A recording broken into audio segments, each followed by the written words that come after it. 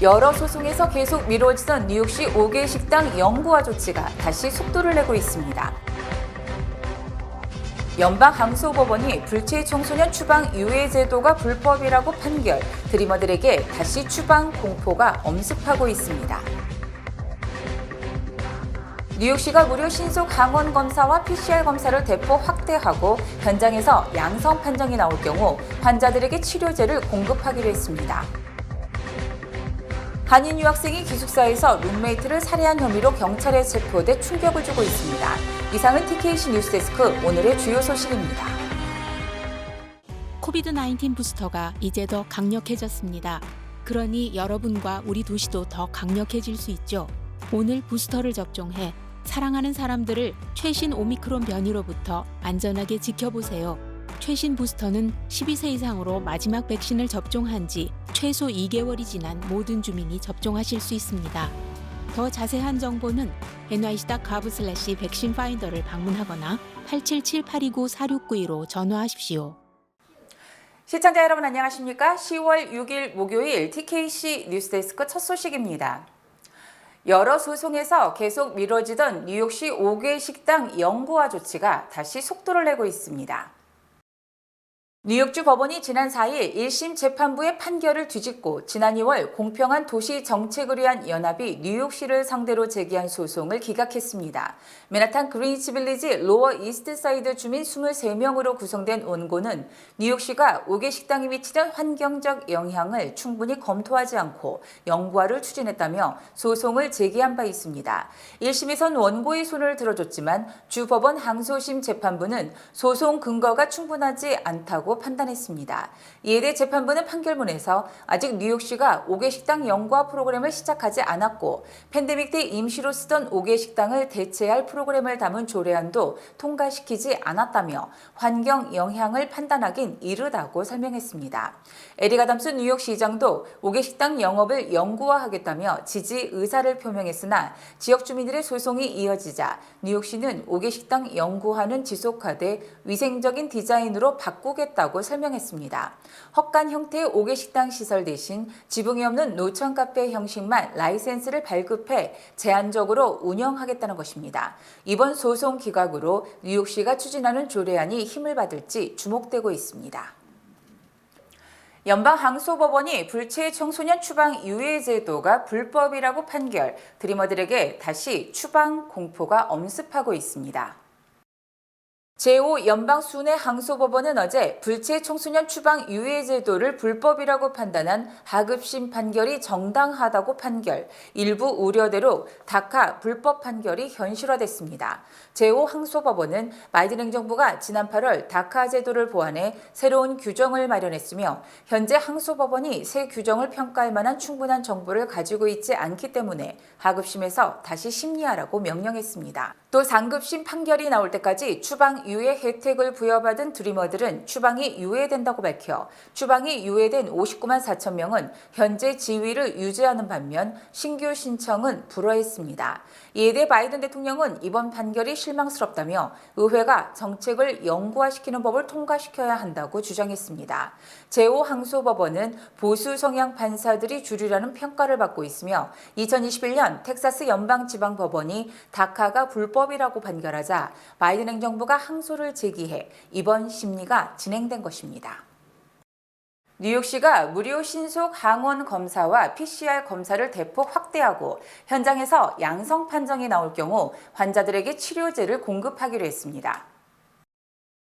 차량을 통해 코로나19 의료 서비스를 제공하는 테스트 투 트릿 프로그램은 앞으로 3주 동안 2배 더 확대돼 75대 차량으로 구성이 되며 10월 말까지 신속 항원 검사, PCR 검사, 현장 치료를 제공합니다. 에릭 아담스 뉴욕시장은 그동안 이 프로그램 덕분에 뉴욕 시민들이 더 쉽게 코로나19 검사와 치료를 받을 수 있었다며 이번 서비스 확대가 더 많은 뉴욕 시민들을 안전하고 건강하게 지켜줄 것이라고 말했습니다. 보건복지 보건복지부 관계자도 뉴욕 시민들이 있는 곳에 우리가 직접 찾아가야 우리 도시가 활기차게 유지될 수 있다며 차량을 늘리는 것의 중요성에 대해 설명했습니다. 그동안 75%의 차량은 팬데믹으로 가장 큰 피해를 입은 지역에 위치해 있었으며 그 외에도 거주지, 보험 여부, 지불 능력 등에 관계없이 뉴욕 시민들에게 평등한 의료 서비스를 제공해 왔습니다. 이에 따라 앞으로도 10월 말까지 뉴욕 시민들은 자신과 가까운 곳에서 신속 항원 검사와 PCR 검사를 받을 수 있게 되며 먹는 치료제 박스로비드 또한 필요에 따라 현장에서 받아갈 수 있습니다. 한인 유학생이 기숙사에서 룸메이트를 살해한 혐의로 경찰에 체포돼 충격을 주고 있습니다. 어제 오전 0시 44분쯤 인디애나주 퍼튜대 기숙사인 메커터널 1층 방에서 올해 20세 남학생이 숨진 채 발견됐으며 경찰은 룸메이트인 22세 한인 유학생 A씨를 용의자로 체포해 수사하고 있습니다. 경찰은 A씨는 직접 911에 신고해 룸메이트의 사망 사실을 알렸으며 사망한 학생은 날카로운 힘에 의해 치명적 외상을 입고 사망했다며 타살로 단정했습니다. 퍼듀대 경찰 책임자는 무분별하고 일방적 공격으로 보인다면서 범행 동기와 사건 경위 등을 수사하고 있다고 설명했습니다. A씨는 한국 유학생으로 사이버 보안을 전공하는 3학년 학생이며 숨진 학생은 데이터 사이언스를 전공하는 4학년생으로 기숙사는 2인실로 확인됐습니다. 퍼듀 대학은 1869년 설립돼 학부와 대학원 과정에 약 5만 명이 재학 중인 명문 주립대학입니다. 지난 1일 캘리포니아주 LA 다운타운 자바 시장 대로변에서 절도범들의 흉기에 피살당한 한인업주의 외동딸이 아버지 장례 비용을 마련하기 위해 기금을 모금하고 있습니다. LA 다운타운에서 가발 가게를 20년 동안 운영해온 이 씨는 지난 1일 물건을 훔치려다 달아난 무장강도 2명을 잡으러 따라가다 인근에서 참변을 당했습니다. 그는 강도와의 몸싸움 과정에서 강도가 휘두른 칼에 여러 차례 찔려 목숨을 잃었습니다. 강도단에게 살해당한 한인업주 이모 씨에 따른 5일 모금 사이트 GoFundMe.com에 사건 정황과 그 이후 느끼는 점 그리고 아빠에게 쓴 편지를 아빠와 함께 찍은 사진 여러 장과 함께 올렸습니다. 딸 이모 씨에 따르면 아빠 이 씨는 최근 몇 년간 좀도둑들과 맞서다 골프채로 구타당한 적도 있고 그 과정에서 코가 부러지고 팔이 골절되는 부상을 입었습니다. 딸 이 씨는 아빠는 가게를 지키기 위해 항상 상처를 입고 집으로 돌아왔고 그럴 때마다 그는 아버지에게 그냥 도둑들이 훔쳐가게 두라고 했지만 아버지는 듣지 않았다고 적었습니다. 미국과 한국에서 각각 장례식을 준비 중인 이 씨는 아버지를 화장해 한국 할아버지 묘지 옆에 모실 계획입니다.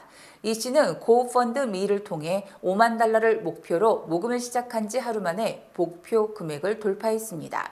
딸 이 씨는 외동딸로 미국에 남은 유일한 가족으로 아빠를 평화롭게 보내드려야 한다며 자신은 홀로 남았지만 아빠의 사랑과 용기로 버텨낼 것이라고 다짐했습니다. 에릭 아담스 뉴욕시장이 랜달스 아일랜드의 난민 신청자들을 위한 텐트촌 개설을 발표한 가운데 시의회 의원들이 이에 대한 다른 해결책들을 내놓았습니다. 에릭 아담스 뉴욕시장은 이번 주 난민 수용자를 위한 긴급 구호센터를 브롱스 오차드 비치에서 랜달스 아일랜드로 이전한다고 밝힌 바 있습니다. 하지만 일각에서는 새로 이전하는 장소 또한 여전히 같은 문제가 있다며 지적했습니다. 랜달스 아일랜드 역시 교통 접근성이 좋지 못하며 난민 신청자들이 의료 서비스와 법률 서비스, 구직 활동 등으로부터 고립될 수 있다는 것입니다. 이에 따라 시의원들은 폐쇄된 호텔을 이용하자는 대안을 제시했습니다. 시의원들은 현재 비어있는 15,000개 객실이 있다며 이는 현재 실직 중인 호텔 직원들에게도 일자리를 제공할 수 있다고 덧붙였습니다. 또한 이스트 할렘 지역에 수십 년 문을 닫고 있는 교회를 활용하자는 방안도 제시됐으며 이에 대해 아담스 시장은 인도주의적 위기의 상황에 시의원들이 함께 해결책을 제시해 주어 기쁘다고 밝혔습니다. 한편 랜달스 아일랜드에 대해서는 오차드 비치보다는 교통이 더 편리하고 홍수의 위험도 적으며 비용 대비 더 효율적인 선택이라고 에릭 아담스 시장은 설명했습니다. 내년에 재외동포청을 설립한다는 정부 조직 개편안이 추진되고 있는 가운데 야당인 민주당도 이에 전적으로 동의한다는 입장을 밝혀 재외동포청 신설이 가시화되고 있습니다. 한국행정안전부는 재외동포청 신설을 포함하는 정부 조직법 개편안을 마련 중이라며 5일 오전 이를 박흥근 원내대표 등 더불어민주당 지도부에 보고했습니다. 이 자리에서 민주당은 재외동포청 신설에 대해 흔쾌히 동의하는 입장이라고 한창섭 행정안전부 차관에게 말한 것으로 알려졌습니다. 민주당은 또 오영환 대변인을 통해 재외동포청은 우리 당 공약이었고 당내에 많은 요구가 있다며 우리 당 당원들의 법안 발의도 있는 만큼 재외동포 정책 강화 필요성에 동의한다고 말했습니다.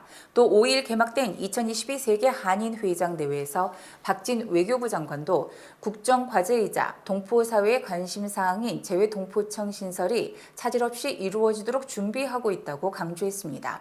한덕수 국무총리 역시 5일 밤 열린 제16회 세계 한인의 날 기념식에서 재외동포청 신설 관련법이 조속히 처리될 수 있도록 국회와 적극적으로 협의하겠다고 약속했습니다. 이에 따라 재외동포청 신설은 여야 동의하에 내년 초 발족될 것으로 예상이 되지만 정부 조직법 개편안에 여성가족부 폐지가 포함돼 있어 이를 둘러싼 여야 간의 갈등이 재외동포청의 발목을 잡을 가능성을 배제할 수 없습니다. 어제 오전 카밀라 해리스 부통령이 탄 차량이 출근길에 교통사고가 났으나 비밀 경호국이 이를 차량 고장으로 축소했다는 의혹이 제기됐습니다. 어제 오전 10시 20분쯤 해리스 부통령이 탄 SUV가 국무부 청사 인근에서 도로 경계석을 들이받는 사고가 발생, 부통령이 다른 차량으로 급하게 옮겨 타고 백악관으로 이동한 것으로 드러났습니다. 워싱턴포스트는 익명의 관계자 말을 인용해 부통령이 탄 차량이 경계석과 강하게 충돌, 타이어를 갈아야 할 정도로 파손됐고 차량 행렬이 한동안 정체됐다고 보도했습니다. 해리스 부통령은 백악관 도착 뒤 의료진의 검진을 받았지만 아무런 부상도 입지 않은 것으로 확인됐으며 부통령실은 안전을 위해 적절한 조치를 취한 비밀 경호국 노력에 감사한다고 밝혔습니다. 하지만 워싱턴포스트는 대통령과 부통령 차량 운전 요원들은 이동 경로 특성을 잘 알고 있으며 고도의 훈련을 받았다는 점에서 왜 이런 사고가 발생했는지 의아해하고 있다고 주장했습니다. 특히 비밀 경호국이 사고 직후 고위 간부들에게 선도 차량에서 기계적 결함이 발생해 해리스 부통령이 차량을 옮겨 탔다고 전자 메시지를 보낸 것으로 드러나 사고를 축소하려 했다는 의혹을 낳고 있습니다. 이처럼 의혹이 제기되자 비밀 경호국은 뒤늦게 경호 요원 등이 초기의 사고 내용을 공유하지 않다가 나중에 보고를 했다고 해명했습니다. 전기차를 한 번 구매한 사람의 3분의 2가 다음 자동차 구매 때도 다시 전기차를 사는 것으로 조사됐습니다. 인터넷 매체 악시오스는 S&P 글로벌 모빌리티의 차량 등록 데이터 분석 결과 전기차를 보유 중인 가정의 65.3%가 올해 새 차를 구매하면서 다시 전기차를 산 것으로 조사됐다고 보도했습니다. 이 같은 전기차 재구매 비율은 지난해 48%에서 17%포인트 증가한 것입니다. 악시오스는 이는 연방정부와 자동차 업계가 전기차와 배터리 생산에 수십억 달러를 투입함에 따라 소비자들의 전기차 수요도 급증하고 있음을 보여주는 것이라고 분석했습니다. 또 소비자들의 전기차 선택 면에서 미국은 중국과 유럽에 뒤처져 있지만 시장은 분명히 전기차로 옮겨가고 있으며 전기차 모델이 다양해지는 것도 주요한 유인 요인으로 평가됩니다. 한편 미국 시장에 출시된 전기차 모델은 지난해 7월 27개에서 1년 만에 45개로 늘었고 2025년에는 150개로 증가할 것으로 예상됩니다. 미국의 4분의 3은 러시아의 핵 위협에도 불구하고 우크라이나를 계속 지원해야 한다고 생각하는 것으로 조사됐습니다. 로이터 통신과 입소스가 지난 4, 5일 이틀간 미국인 1,005명을 대상으로 설문조사를 실시한 결과 응답자의 73%가 러시아가 핵무기를 사용할 것이라고 위협하고 있지만 우크라이나를 계속 지원해야 한다고 답했습니다. 특히 정치 성향별로는 민주당 지지층에서 81%, 공화당 지지층에서 66%가 지원 의사를 밝혔습니다. 또 우크라이나에 대한 다양한 지원 중 무기 공급을 계속해줘야 한다는 답변이 66%로 지난 8월 51%보다 15%포인트 상승했습니다. 하지만 러시아와의 핵전쟁을 우려한다는 답변도 58%로 절반을 넘었고 우크라이나에 러시아까지 도달할 수 있는 장거리 무기를 지원하는 것은 위기를 고조시킬 것이라는 우려도 65%에 달했습니다. 이란에서 히잡을 제대로 쓰지 않아 체포된 여성이 의문사한 게 알려지면서 이에 항의하는 시위가 이란뿐만 아니라 전 세계로 확산되고 있습니다. 파리에서 곽상은 특파원입니다. 이라크 출신의 스웨덴 의원이 유럽의 연단에 올라 연설하던 도중 자신의 머리카락을 자릅니다. Until the women of Iran are free, we are going to stand with you. Jian, Azadi, women, life, freedom. 이란 내 여성 인권 탄압에 대한 항의의 표시입니다. 계기는 지난달 이란에서 히잡을 제대로 쓰지 않았다는 이유로 경찰에 체포된 20대 여성 마흐사 아미니가 의문사한 사건입니다. 이후 히잡 의무로 상징되는 이란 여성 인권 탄압에 대한 저항과 연대의 의미를 담아 전 세계에서 머리카락 자르기가 확산하고 있습니다. 프랑스에선 유명 배우들도 대거 동참했는데 For freedom. 줄리에트 비노시는 자유를 위해라는 말과 함께 마리온 꼬띠아르는 이란의 용감한 여성과 남성을 위해라고 쓴 SNS 글과 함께 자신의 머리카락을 자르는 영상을 공개했습니다. Comme j'ai dit, il reste comme un acte important, bienveillant, avec un bon message en soutien des femmes, mais sauf que il y a 이란에선 항의 시위가 3주째 이어지는 가운데 최근엔 경제난에 시달려온 중산층과 10대 여학생들까지 대거 가세하면서 반체제 시위로 확산하는 양상입니다. 파리에서 SBS 곽상은입니다. 주요 단신 전해드립니다. 한국 시간 지난 6일 원달러 환율이 하루 만에 무려 16원이 폭락, 1,408원을 기록했습니다. 일본을 넘어 중거리 탄도미사일을 발사했던 북한이 한국 시간 6일 새벽 6시쯤 동해상으로 단거리 탄도미사일 2발을 발사했습니다. 어제 허리케인 이안 피해자 위문차 플로리다주를 방문한 바이든 대통령이 한 소도시 시장과 인사를 하며 마이크가 꺼진 줄 알고 F자 욕설이 담긴 말을 내뱉어 또다시 구설수에 올랐습니다. 연방질병통제예방센터가 코로나19가 진정이 되면서 감염 여부를 정기적으로 공개하는 국가가 줄어들고 있기 때문에 앞으로 여행 경보를 하지 않는다고 밝혔습니다. 시진핑 중국 국가주석이 인민해방군에게 2027년까지 대만을 공격할 준비를 끝내라는 지시를 내렸다고 윌리엄 번스 CIA 국장이 밝혔습니다. 세계 최대 차량 호출 서비스 업체인 우버의 전 보안 책임자가 2016년 발생한 해킹을 은폐한 혐의로 연방 배심원단에 의해 유죄 판결을 받았습니다. 일론 머스크 테슬라 최고 경영자가 트위터 인수 의사를 밝힘에 따라 양측이 어제 소송전을 종결하는 데 합의했습니다. 금리 인상이 기어코 경기 침체를 부르고 말 것이라는 우려에도 불구하고 연준 고위 인사들은 금리 추가 인상이 필요하다고 강조하면서 인상 중단에 대한 기대감을 일축했습니다. 이상으로 10월 6일 목요일 TKC 뉴스데스크를 마칩니다. 시청해주신 여러분 고맙습니다.